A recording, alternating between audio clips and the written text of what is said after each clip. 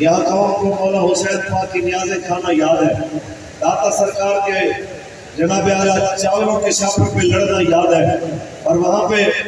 حضرت کے آستانے سے خریدی ہوئی مٹھائی کو تبرک سمجھنا یاد ہے، لیکن داتا صاحب کی غیرت والے تبرک کو لینا کیوں یاد نہیں ہے کہ آپ نے کس حال کے اندر بیٹھ کے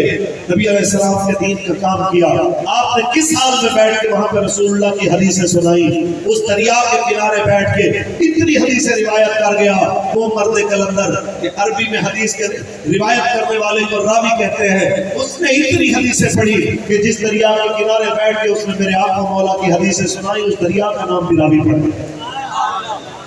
اور اس نے غیرت و حمیت کا پیغام دے کے لوگوں کو بتایا کہ نام اگر زندہ رکھنا ہے تو رسول اللہ کے دین کی غیرت کرنا سیکھو۔ اور آج قبلہ بابا جی علیہ رحمہ آپ کے دروازے کے ٹکڑے کھا کے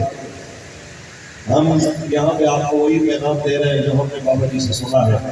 آپ نے فرمایا کہ داتا صاحب شہنشاہ تھے، داتا صاحب شہنشاہ ہیں، اور داتا صاحب شہنشاہ رہیں گے۔ اب جو سمجھتا ہے کہ وہ شہنشاہ ہیں اور رہیں گے، ان کی ذمہ داری بنتی ہے کہ جس طرح داتا سرکار نے اپنے دور کے اندر رسول اللہ کے دین کا ہوکا دیا ہے، پیغام دیا ہے، حالات چاہے موافق ہو یا مخالف ہو، آپ نے حضور کے دین کے لیے اسی طرح کھڑے رہنا ہے۔ اور مولا حسین کی نیازیں کھانے والے میرے سمیت کہ جناب جو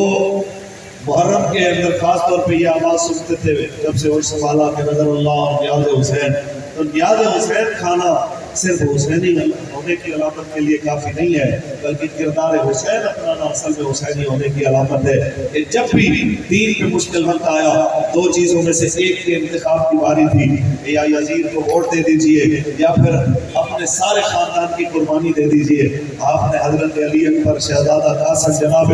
حضرت علی اصغر، اون محمد جیسے شہزادوں کو دے دیا، لیکن یزیدیت کو ووٹ نہیں دیا۔ یہ آپ کی ذمہ داری ہے، میری ذمہ داری ہے کہ حالات جیسے مرضی کٹھے ہو، یزیدیت کسی شکل میں آ جائے، وہ عمران خان کی شکل میں ہو، ہمارے 34 بندے بے جرم و خطا شہید کر دے، پھر بھی ہم نے اس کے ساتھ کھڑے نہیں ہونا۔ یزیدیت نواز شریف کی شکل میں ہو، جو جناب اعلیٰ مسلمانوں کی خواہش، شدید ترین خواہش کے باوجود، پاکستان کے 99% لوگوں کی خواہش کے باوجود، پھر بھی وہ اس کے مخالف چلتا ہوا، انگریزوں کی مرضی کے مطابق غازی صاحب کو پھانسی دینے کا موجب بنے، تو ہم اس یزیدیت کے اوپر بھی لعنت بھیجتے ہیں۔ یزیدیت اگر جناب اعلیٰ زرداری کی شکل میں ہو اور سندھ اسمبلی کے اندر قانون جناب اعلیٰ لایا جائے کہ 18 سال سے کم عمر کسی کافر کے کلمہ پڑھنے کا اعتبار بھی نہ کیا جائے گا، تو ہمیں وہ بھی یزیدیت قبول نہیں۔ اور یزیدیت کی کوئی ایسی شکل ہو جس کے اندر